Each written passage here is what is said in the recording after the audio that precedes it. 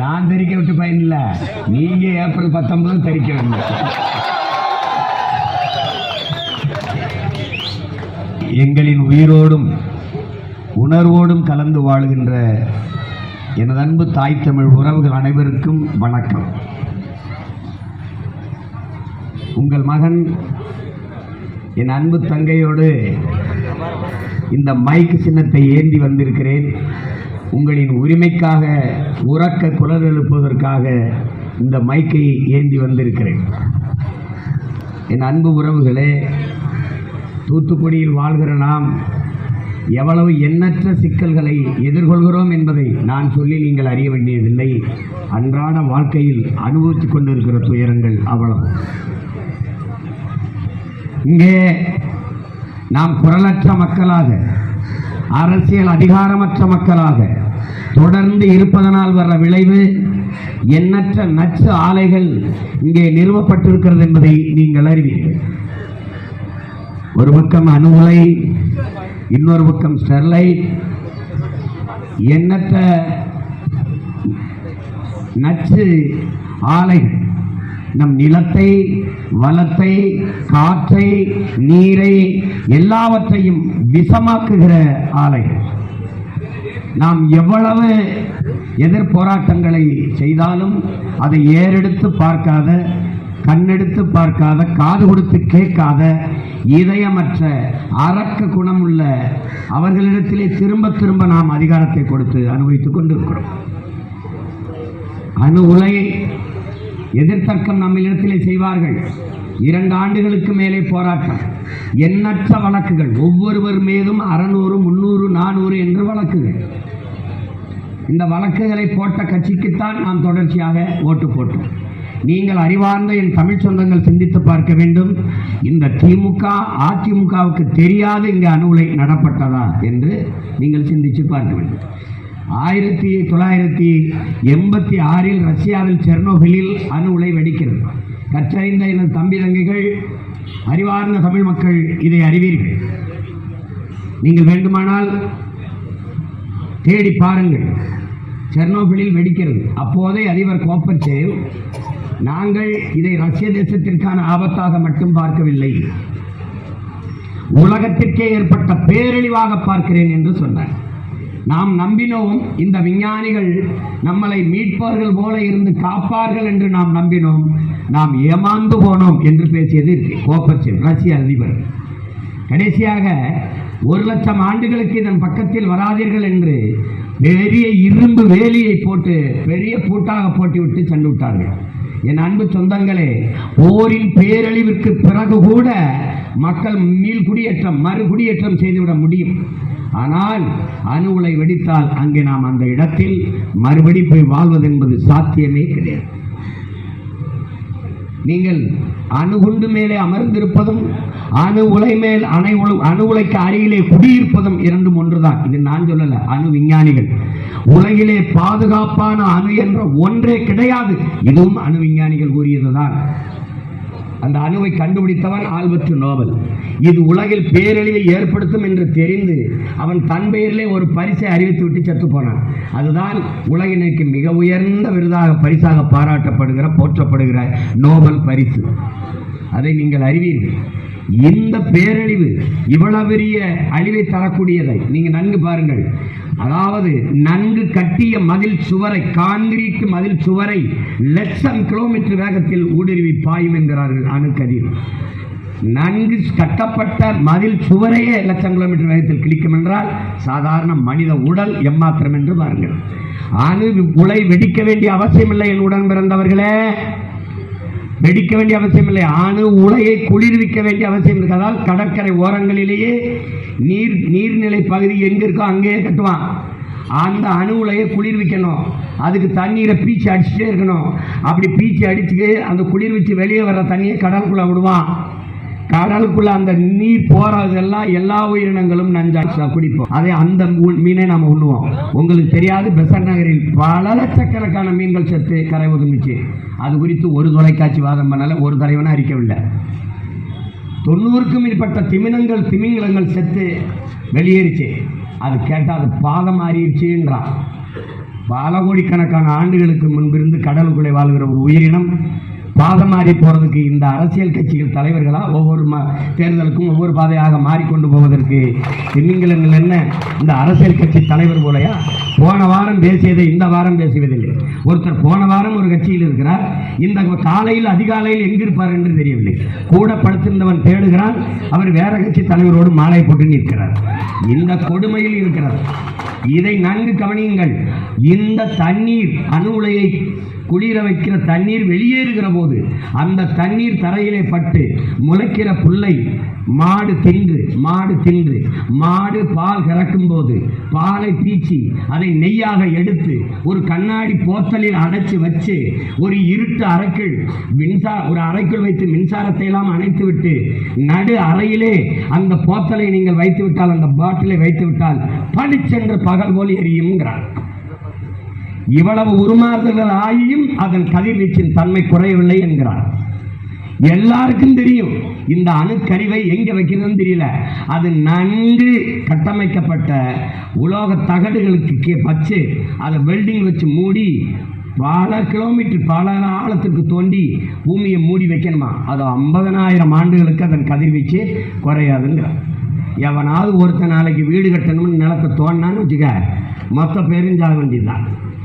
இதை என்னன்னு கேளு, இந்த அணுக்கழிவை கர்நாடகாவில் இருக்கிற இந்த தங்க சுரங்க காலியா இருக்கிற இடங்கள்ல புதைக்கலாமா அப்படின்னு ஒரு கருத்தை முன் வச்சான். மொத்த கட்சிக்காரன் அவன் கட்சி கொடி கீழே போட்டு கர்நாடகா கொடி ஒன்று இருக்கு, கர்நாடகாக்கென்று ஒரு கொடி இருக்கு. அந்த நாட்டில் அமைச்சரோ சட்டமன்ற உறுப்பினரோ இந்திய அமைச்சரோ எவனா இருந்தாலும் தேசிய கொடிக்கு பக்கத்தில் கன்னட கொடியை கட்டி தான் பறப்பான், கட்சி கொடியை கட்டி பறக்க மாட்டான். அவன் எல்லாரும் மொத்தமா வந்து தொலைச்சு புறம்ட்டான். அங்க புதைக்கணுங்கிற கருத்தை விதைச்சதுக்கு, ஆனால் அதை இடிந்த கரையிலேயே புதைக்கலாம் என்ற கருத்தை சொன்னதுக்கு ஒரே ஒரு மகன்தான் எதிர்த்து களத்தில் நின்று போறாங்க. எவனும் வரல. இந்த பேரழிவை கொண்ட இவ்வளவு ஆபத்தை கொண்ட அணு உலையை 86 வெடித்த அணு உலையை 88 ஒப்பந்தம் போட்டு இந்த மண்ணுக்கு கொண்டு வந்த மகன் ராஜீவ் காந்தி அவர்கள். அவர் கட்சிக்கு தான் நீ எந்த கை ஒப்பந்தம் போட்டுச்சோ அந்த கைக்கு தான் நீ ஓட்டு போட்டு உன் தலையில கொள்ளிய வச்சுக்கிட்ட. நல்லா நீங்க கவனிச்சுக்கணும். இந்த அணு உலை முதலில் வந்தது என் அன்பு உடன் பிறந்தார்களே, பேரன்பு மிக்க என் பெற்றோர்களே, கேரளாவுக்கு என்பதை நினைவில் கொள்ளுங்கள். கேரளாவுக்கு வரும்போது இந்த இடிந்த கரையில் அணு உலை இருக்க வேண்டும், அதை மூட வேண்டாம் என்று இங்கே போராடிய காங்கிரஸ், இங்கே போராடிய கம்யூனிஸ்ட், 2 கட்சியும் சேர்ந்து கேரளாவுக்கு அணு உலை வரக்கூடாது என்று போராடினார்கள். அறிவார்ந்த தமிழ் சமூக தம்பி தங்கைகள் சிந்திக்கணும். அவன் சொன்னது நான் வெளிச்சத்தில் வாழ்வதை விடவும் உயிரோடு வாழ்வது முதன்மையானது என்று தடுத்துட்டான். ஏன் தடுத்தான்? அங்க நல்ல தாய் தகப்பனுக்கு பிறந்தவன், நல்ல மான தமிழச்சி பால் குடித்த நம்மை போல ஒருத்தன் இல்லாதனால அங்க தூய மலையாளி இருக்கிறான். அவனை பெற்றவன் நல்ல உணர்வுள்ளவனா இருக்கிறான். அவன் மண்டை காக்க அவன் போராடுறான். இங்க உனக்கு தலைவன் அப்படி வந்திருக்கானா பாரு, நீ போராடினா அதை தடுக்கலை. வழக்க போட்டு அதுக்கு பல தடவை நம்மளை கோர்ட் வாசலுக்கு நீதிமன்ற சிறைக்கு அனுப்புறதுக்கு போராடிட்டு இருந்தான்.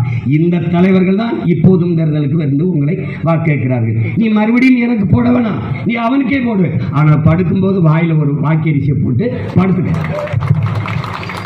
எனக்கு போட வேணாம். எனக்கு போட்டு நீ என்னைக்கு போட போற? நீ நானும் 15 வருஷமா தான் கத்துறேன்.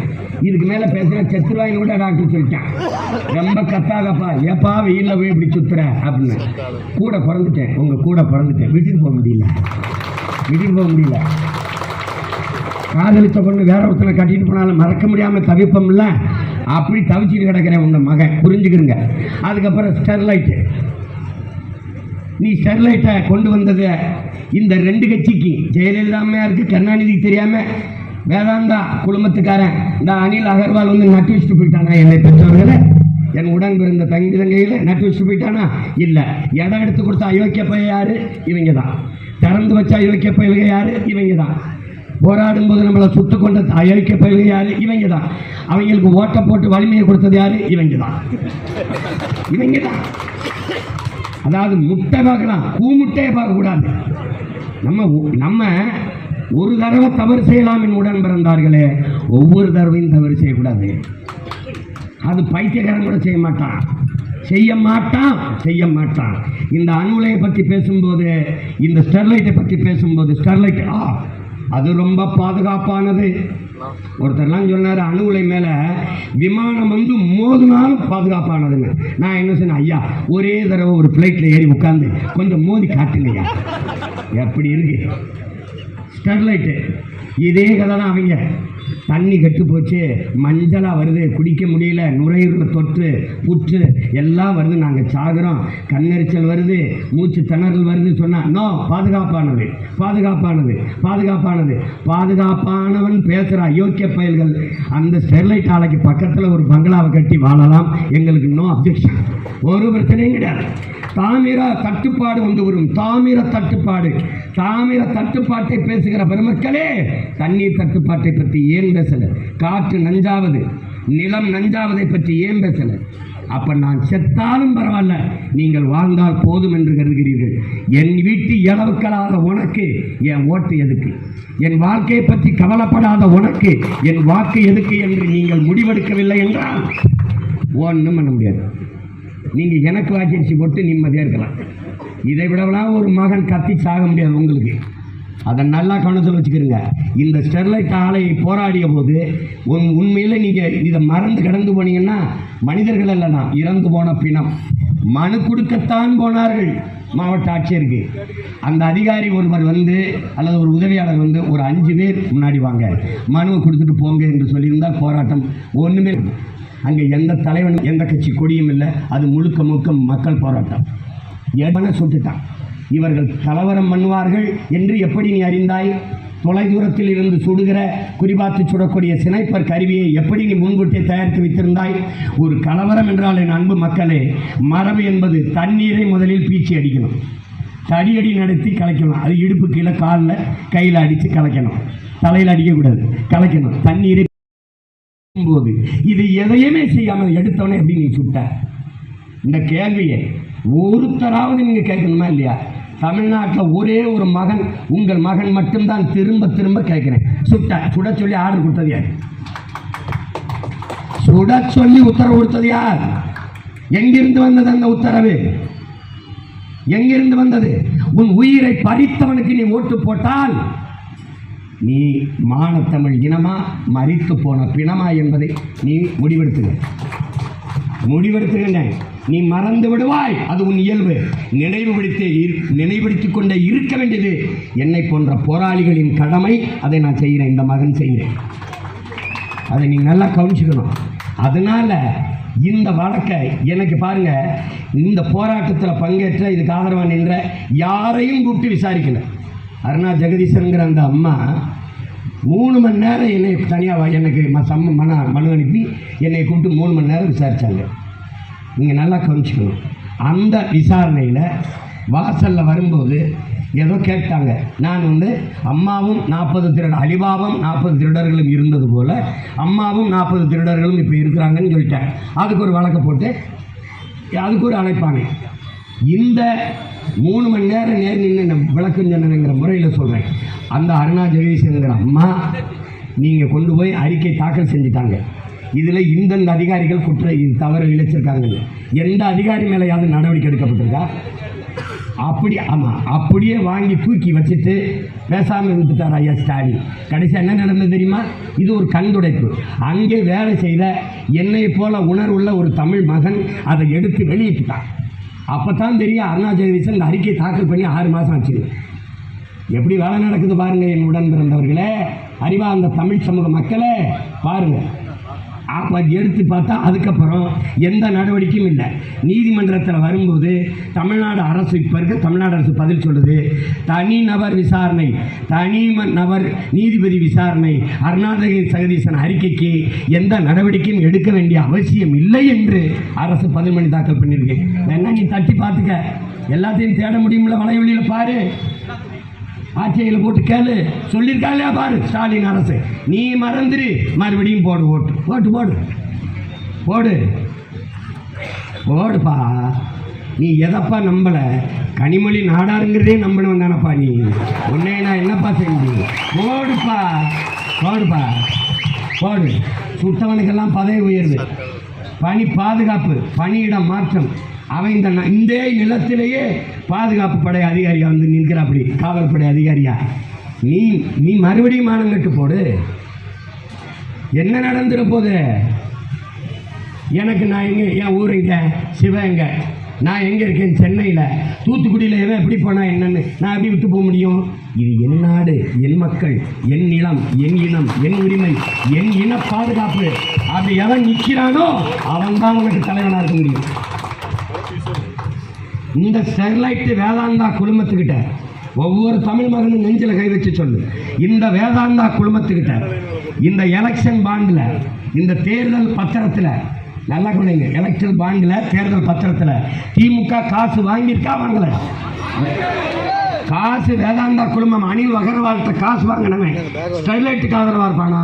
உனக்கு ஆதரவாக இருப்பானா? அப்புறம் சீதை தீக்குளித்து புனிதப்பட்டு வந்தது போல வருவார்கள் திமுக காரர்கள். நேற்று கட்சி ஆரம்பித்து இப்போத்தான் தேர்தலில் நின்று நாளைக்கு ஆட்சிக்கு வரப்போகிறது போல நாங்கள் வந்தால் எங்கள் ஊரில் எங்கள் பாட்டி ஒரு கதை சொல்லுவோம். பணியாரத்தை தின்னுட்டு ஒரு பையன் புதைச்சி வச்சானா. காலையில் எழுந்திரிச்சு பார்த்தாலும் பணியாரம் மரமாக காய்ச்சிருந்தான். இந்த கதையை கேட்டு நான்லாம் சின்ன வயசில் ரொம்ப பணியாரத்தை புதைச்சி அதே கதை தான் என் உடன் பிறந்தார்களே.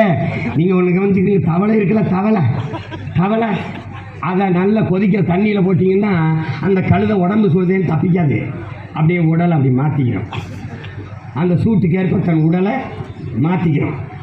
இன்னும் கொஞ்சம் கொதிப்பு வச்சிங்கன்னு வச்சுக்கிறோங்க, அந்த வெப்பத்துக்கேற்ப தன் உடலை தற்காத்துக்கிறோம், மாற்றிக்கிறோம். இன்னும் கொஞ்சம் சூடு வச்சிங்கன்னு வச்சுக்கிறோங்க, அதுக்கேற்ப தன் உடலை மாற்றிக்கிறோம். ஆனாலும் அந்த பைத்தியக்கார இந்த தவளை இருக்குல்ல, தப்பிச்சு போகாது. அப்போ தண்ணிக்குள்ள அப்படின்னா தப்பிச்சிடுவேன். ஆனால் இந்த பாருங்க, சின்ன சட்டிக்கில் வச்சுக்கிட்டு ஒரு நாள் தவளை போட்டு பாருங்களேன். வீட்டுக்கு போய் கூட அண்ணன் சொல்லிச்சுன்னு ஒரு தவளையை தான் போட்டு பாரு, அப்படியே இருக்கும். அப்புறம் மறுபடியும் சூடு வச்சுன்னு வச்சுக்கா, அப்பவும் அப்படி காலம் வந்து அப்படியே கிடந்துட்டு செத்து போன உடனே நீ என்ன புரிஞ்சுக்கணும்? இவன் தண்ணீரை கொதிக்க வச்சு கொண்டு விட்டான்னு நினைக்கக்கூடாது. அது வல்ல, தப்பிச்சு போகக்கூடிய ஆற்றல் இருந்தும் தன் உடலை மாற்றி அத்தனை துயரத்தையும் கொடுமையும் அநியாயத்தையும் சகித்து கொண்டிருந்தது தவளை. அது செத்தா என்ன, வாழ்ந்தா என்ன? அது நினைச்சிருந்தா அப்படி லேசாக சுடும்போதே தப்பிச்சிருக்கலாம். அப்படித்தான் நீங்கள் தவளை போல இருந்து செத்து போகாமல் லேசா அப்படின்னு தப்பிடுங்க. தவறுக்கு என்ன தீர்மானம் பண்ணணும்? இந்த சின்னத்தில் ஒரு ஓட்டம், அப்படித்தான் நீ வேற ஒன்றும் செய்ய வேண்டிய ராஜா. இதை விட்டுட்டா நீ வாழ்றதுக்கு வாய்ப்பு இல்லை ராஜா, வாய்ப்பு இல்லை. நீ செத்தாலும் நான் வந்து பார்க்க முடியாது. ஏன்? உனக்கு முன்னாடி நான் செத்துருப்பேன். சேர்ந்து சாகிறது தவிர வழி இல்லை. நம்மளை கொன்றுவான்.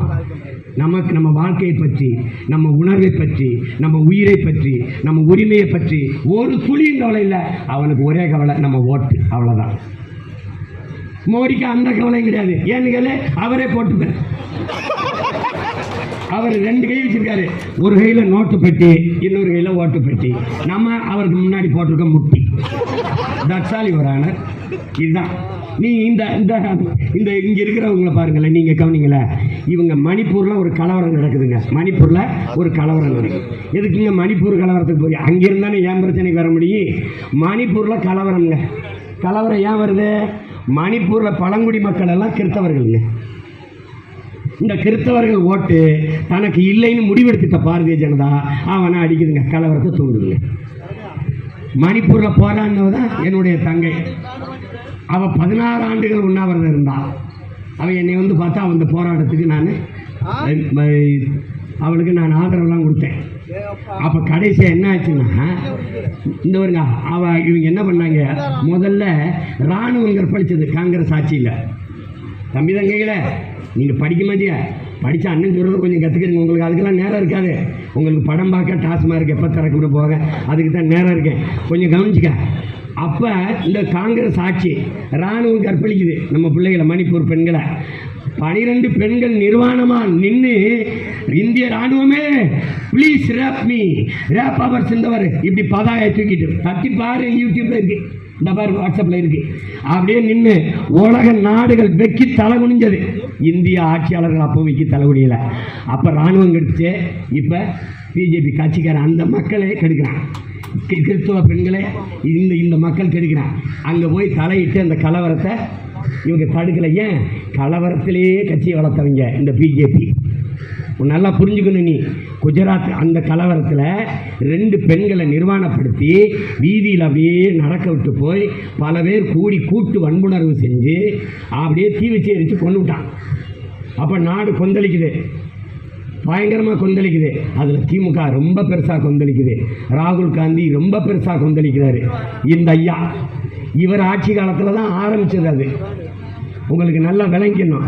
இப்போ என்ன ஆயிடுச்சுன்னு பார்த்தீங்கன்னா, இந்த 2 பேர் நிர்வாணத்துக்கு 2 பேர் கற்பழிப்புக்கு கதர்ல இந்த 2 பெருமக்கள், காங்கிரஸ் திமுக பெருமக்கள், ஈழத்தில் என் இன சொந்தங்கள், என் அக்கா தங்கைகள், என் அருமை தாய்மார்கள் வன்புணர்வு செய்யப்பட்டு எத்தனை ஆயிரக்கணக்கான நிர்வாணம் உன் அக்கா தங்கைக்கு எவ்வளவு கூட்டு வன்புணர்வு, மாலை அறுத்து தூக்கி போட்டு உயிர் உறுப்பில துப்பாக்கி செலுத்தி வெடிக்க வச்சு எவ்வளவு படுகொலைகள், ஒரு வார்த்தை கூட செய்யலை, கத்தலை, பேசலை, கதறலை.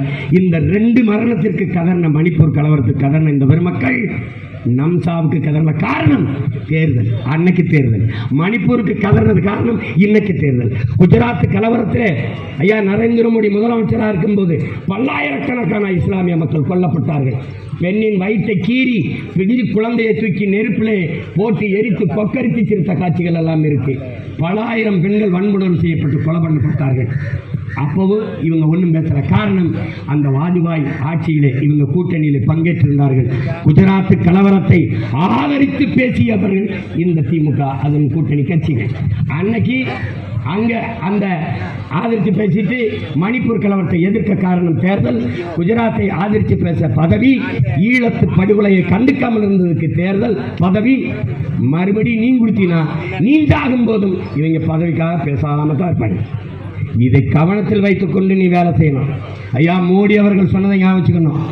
இங்கே முகாம்களில் அடைச்சி வைக்கப்பட்டிருக்க இஸ்லாமிய பெருமக்களை காட்டி ஒரு பத்திரிகையாளர் கேட்கும்போது அங்கே என்ன நடக்குது என்ற கேள்விக்கு நல்ல இனப்பெருக்கம் நடக்குது என்று பதிலளித்தனர். குஜராத் கலவரத்தில் செத்த மக்களை பற்றி நீங்கள் என்ன நினைக்கிறீர்கள் என்று கேட்டபோது, வேகமாக காரில் போய்கொண்டிருக்கும் போது ஒரு நாய் குறுக்கே வந்து விழுந்து செத்து போனால் நம் மனநிலை என்னவாக இருக்குமோ அந்த மனநிலையில் நான் இருந்தேன் என்று சொன்ன மகத்தான தலைவர் தான் 10 ஆண்டு உங்களை ஆண்டுக்க மறுபடியும் ஆள துடிக்கிறார். நீ இப்போ என்ன உனக்கு தமாக நிற்குதா? தமாக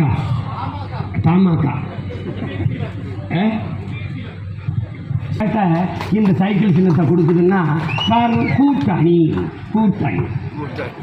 நீ அவருக்கு ஓட்டை எந்த போராட்டத்தில் வந்து ஐயா ஜி.கே. வாசன் நின்று உனக்காக அப்படியே முழங்கி ஃபுட்டால் காஸ்ட்ரோ, மார்ட்டின் லூதர் கிங், சே குவேரா அப்படி நின்ட்டாரு. சைக்கிள் சின்னத்தை காட்டினா கொடுங்க, காயிலாங்கடையில் போடுறேன்னு சொல்லிட்டு போட்டு போய் என்ன யாருக்காவது கொடுத்துட்டு போ. கேவலங்கட்டு மறுபடி இந்த சின்னங்களுக்கு வாக்கு செலுத்தி சிதஞ்சு போகாது. எனக்கு போடலை, என் தாத்தன் சொன்னதே உனக்கு சொல்கிறேன், நல்ல மனுஷன் பார்த்து போடு. என் தாத்தன் காமராஜ் சொன்னால மணிக்கணக்காக பேசுவார். என்னை மாதிரி மைக்கை பிடிச்சிக்கிட்டு இல்லை, குரங்கை கட்டிக்கிட்டு நான் சொன்னேன்னு நீ என் பேச்சை கேட்டு இந்த ராமசாமிக்கு போடுன்னு நான் சொல்லலை, ஒரு நல்ல மனுஷன் பார்த்து போடு, அப்போ நாடு நல்லா இருக்கும். என் அன்பு சொந்தங்களை, என் அருமை அக்கா தங்கச்சிகளை, பெற்றோர்களை, அந்த கடையில் நல்லா சாப்பாடு இருக்குன்னு தேடி போய் சாப்பிடுவீங்கள, அந்த கடையில் நகை சேதாரம் இல்லாமல் நல்லா இருக்குன்னு போய் வாங்குறீங்கள, அந்த கடையில் வாட்ச் நல்லாயிருக்கும், செல்ஃபோன் அருமையாக இருக்கும், பழுதான சர்வீஸ் பண்ணி கொடுப்பான், இந்த பிராண்டு இந்த கடையில் விற்கும், அந்த ஏசி நல்லா குளிரடிக்கி, இந்த கடையில் டிவி நல்லா படம் தெரியும், எல்லாத்தையும் பார்த்து வாங்குறீங்க, அந்த கடையில் புடவைலாம் நல்லாயிருக்கும், வேட்டிலாம் நல்லா இருக்குன்னு வாங்குறீங்கள, 6 மாதம் கட்டி கிழிக்கிற வேட்டி சேலைக்கே இப்படி தேடுற நீ 5 வருஷம் வாழ்க்கையை தீர்மானிக்கிற தலைவனை ஏன் தேட மாட்டேன்? ஒரு தடவை தேடேன். இந்த மகனை தாண்டி இன்னொருத்தன் இருந்தா என்னையும் தாண்டி அவனை தேடி ஓடு. என்னைக்காவது ஒரு நாள் சிந்தி, மூளை என்ற உறுப்பு இருக்கு. தன்மானமிக்க தமிழன் தடுமாற மாட்டான், தவறு செய்ய மாட்டான் என்று இந்த தேர்தலில் நீ போய் இந்தியாவில் என்ன பண்ணுவாய் சீமான்? ஒரு தடவை என்னுடைய 40 பேரை மட்டும் அனுப்பிவிட்டு பாரு, ஒரு தடவை அனுப்பிவிட்டு பாரு. அங்கே இருக்கிற மொத்த பேரை நான் கதற விடலாம் பாரு. இப்போ நான் ஒத்த ஆள் இருந்துக்கிட்டு தமிழ்நாட்டு அரசியலை ஒத்த ஆள் கதற விடுறானா இல்லையா? என் குறவலையை நெரிக்காத என்ன பாடுபடுகிறான்.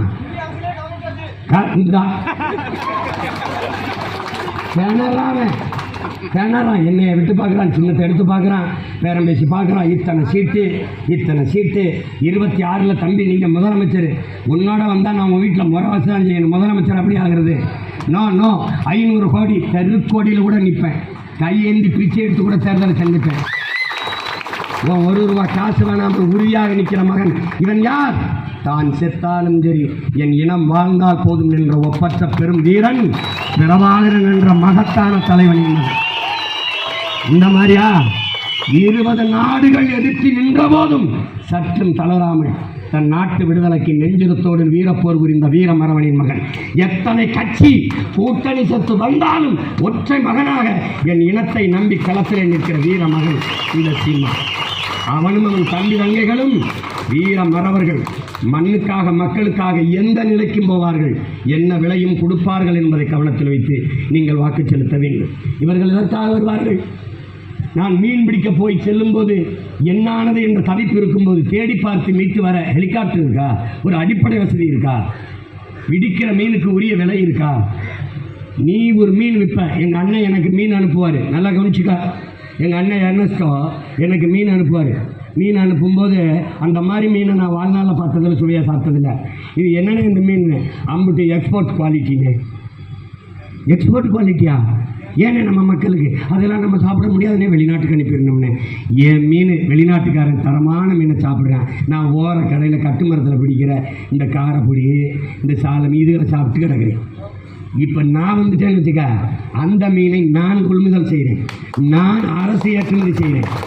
எப்படி வேளாண்மை அரசு தொழிலோ அரசு பணியோ அப்படி மீன்பிடிப்பலும் அரசு பணி. நான் என்ன பண்ணுவேன்? படகு எத்தனை லட்சம் ரூபா?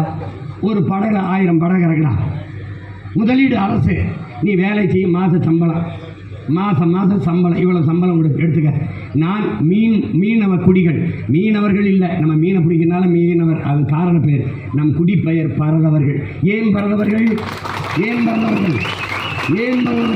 கடல் பறந்து இருப்பதால் அதன் அருகில் வாழுகிற குடிகள் நாங்கள். 4வது பெரிய தாய்க்குடி பரதவர்கள்.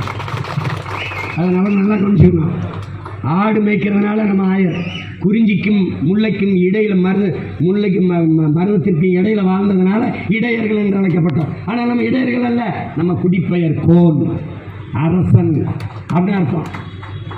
இதெல்லாம் கொஞ்சம் படிக்கணும். படிக்க நேரம் இல்லைன்னா அண்ணன் சொல்கிறத கொஞ்சம் காதில் வாங்கி அதையாவது காதில் வாங்கி கொஞ்சம் பிடிக்கணும். அதை நல்லா கவனித்து வச்சுக்கணும்.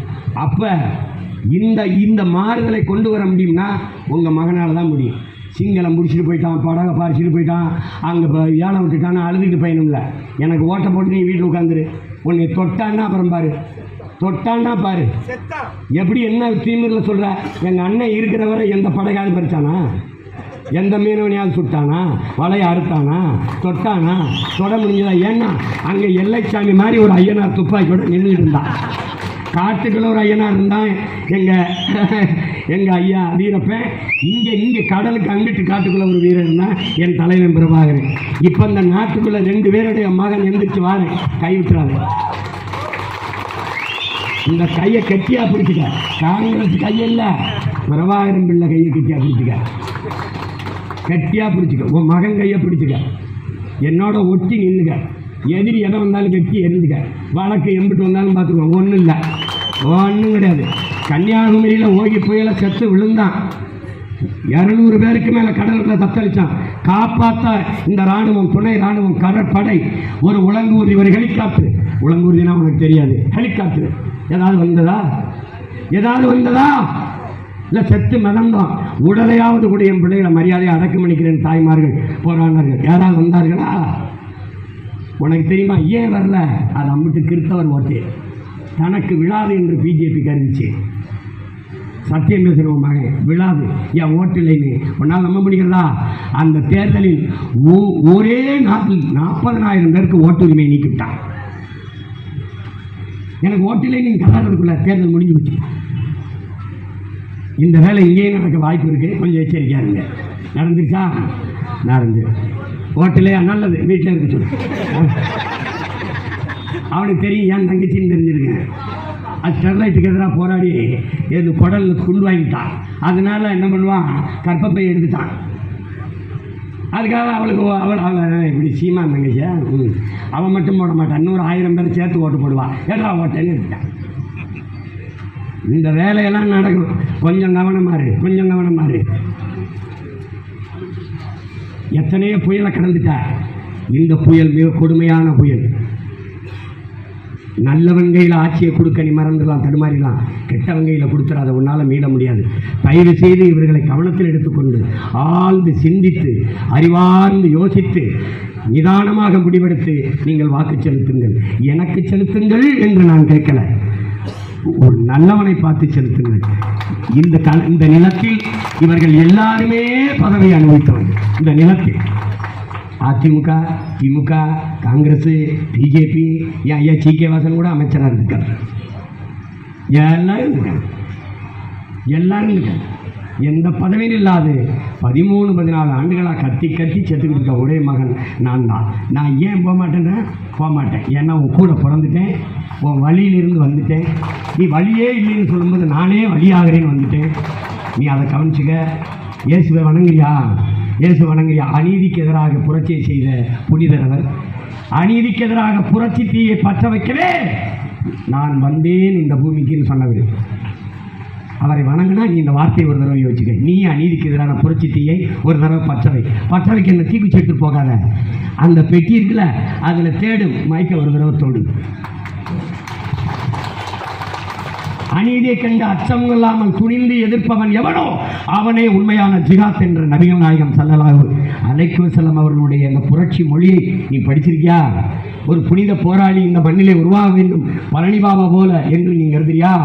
தாத்தா காயிதே மில்லத்து போல கண்ணியமிக்க தலைவன், கண்ணியமிக்க காயிதே மில்லத் என்றால் ஆக சிறந்த ஒழுக்கமான தூய வழிகாட்டி என்று பொருள். காயிதே மில்லத் என்றால் வழிகாட்டி என்ற பெயர். அவர் பேர் இஸ்மாயில். நல்லா கவனிச்சுங்க.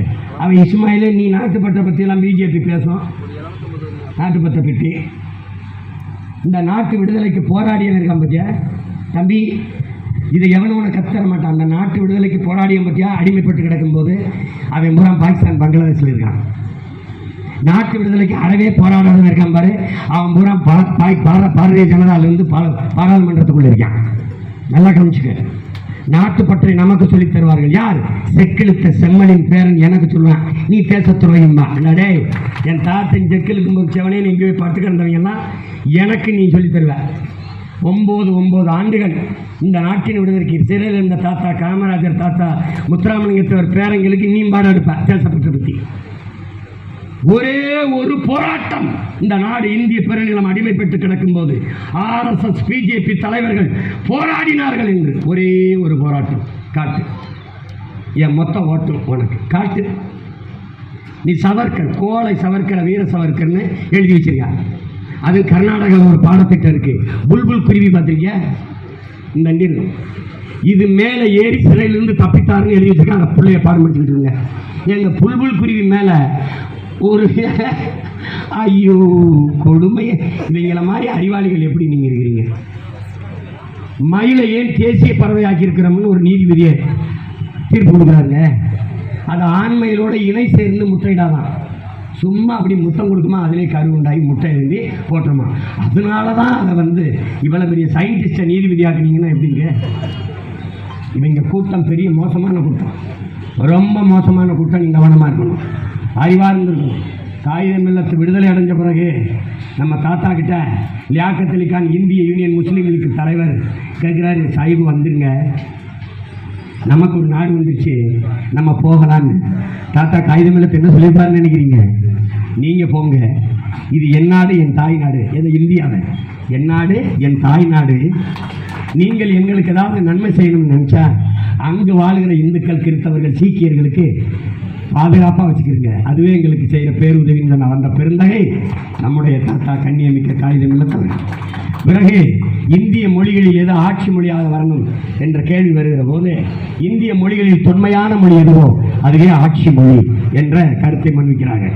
அப்படின்னா தமிழ் மொழிதான் ஆட்சி மொழியாக வர வேண்டும். இந்திய மொழிகளிலே மிக மிக தொன்மையான மொழி தமிழ் தான். இதை எந்த வரலாற்று ஆய்வறிஞனும் ஆராய்ச்சியாளனும் தொல்பொருள் ஆய்வறிஞனும் மறுக்க முடியாது என்ற முழக்கத்தை முன்வைக்கிறார்.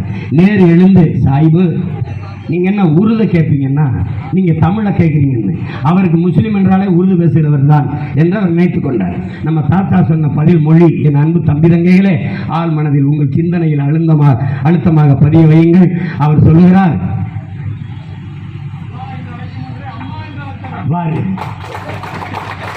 அவனுக்கு சொல்லிக் கொடுத்தது நான் தான். இஸ்லாம் எங்கள் வழி, இன்ப தமிழே எங்கள் மொழி. நான் அல்லாஹ் என்று அழைப்பதற்கு முன்பே அம்மா என்று அழைத்தான். இதில் கவனத்தில் வச்சுக்க. தமிழர்களே, இன உணர்வு கொள்ளாதீர்கள், இனப்பற்று கொள்ளாதீர்கள், இன வெறி கொள்ளுங்கள். இல்லை என்றால் நீங்கள் ஆளப்படுவீர்கள், ஒருபோதும் ஆளமாட்டீர்கள் என்ற புரட்சியாளன் பழனி பாபா என் முன்னத்தியே என் வழித்தடத்தின் வார்த்தைகளை நீ கவனத்தில் வச்சுக்க. ஜாக்கிரதை, விழிப்புணர்வோடு இரு. வீழ்த்தப்பட்ட மக்களுக்கு இருக்கிற ஒரே கருவி விழிப்புணர்வு தான். விழிப்புணர்வே விடுதலையின் முதல் படி என்கிறார் நம்முடைய தலைவர் மேதகவே பிரபாகரன் அவர்கள். விழிப்புணர்வோடு இரு. என்னை நம்புவதற்கு நீ முதலில் உன்னையே நம்பு. நீ நம்பி தேடு எது நல்ல பாதை என்று. உனக்கு நடந்தே வா. உனக்கு முன்பு நான் தான் நடந்து கொண்டிருப்பேன். எவனும் இந்த நிலத்தில் இருக்க மாட்டான். தேடி தேடி வேட்பாளர்களை நிறுத்தினேன். தூத்துக்குடியில் எத்தனையோ தகுதி வாய்ந்த பொறுப்பாளர்கள் இருக்கும்போது ஒரு மருத்துவரை, ஒரு தங்கையை நிறுத்த வேண்டும் என்று. ஏன் மருத்துவரை தேடினாய்? நோயாளிகளுக்கு மருத்துவம் செய்வதல்ல மருத்துவரின் கடமை. நோயாளிகளே உருவாகாத ஒரு சமூகத்தை உருவாக்குவதுதான் மருத்துவரின் கடமை என்பதை உணர்த்த என் தங்கையை இந்த தூத்துக்குடி நாடாளுமன்றத்திலே நிறுத்தியிருக்கிறேன். அவருக்கு நீங்கள் உங்கள் மதிப்புமிக்க வாக்கை இந்த ஒளிவாங்கி சின்னத்திலே செலுத்துங்கள். என் தங்கை ரோவினா ரூப்சன் அவர்களுக்கு, அவர் பல் மருத்துவர், அவர் தன்னலமற்று உண்மையும் நேர்மையுமாக இந்த மண்ணுக்கு மக்களுக்கும் சேவை செய்வார் என்கிற உறுதியை நான் தருகிறேன். இவ்வளவு நேரம் என்னுடைய கருத்துக்களை உங்களிடத்தில் எடுத்து வைக்க பேருதவியாக இருந்த இந்த மைக்கு தான் என்னுடைய சின்னம். இந்த மைக்குக்கு ஒரே ஒரு அழுத்து, ஒரு முறை தொடுங்கள், ஒரு முறை தொடுங்கள். இதுவரை உங்களை துரத்தி துன்புறுத்தி கொண்டிருக்கிற எல்லா துன்பங்களுக்கும் விடுதலை கொடுங்கள். ஒரு முற்றுப்புள்ளியை வையுங்கள். அந்த புள்ளி மைக்குக்கு நீங்கள் ஏப்ரல் 19 வைக்கிற வாக்கு புள்ளியாக இருக்கட்டும். நீங்கள் செலுத்தும் ஒவ்வொரு வாக்கும் வருங்கால தலைமுறையின் பிள்ளைகளின் வாழ்க்கையை காக்கும், நம் மொழி மீட்கும், இனம் காக்கும், மண் காக்கும், மானம் காக்கும், மக்களின் நலன் காக்கும் என்கிற உறுதியை தருகிறேன். புரட்சி எப்போதும் வெல்லும். நாளை நமது வெற்றி அதை சொல்லும். நம் இலக்கு ஒன்றுதான், இனத்தின் விடுதலை. இனம் ஒன்றாவோம், இலக்கை வென்றாவோம். நாம் தமிழர்.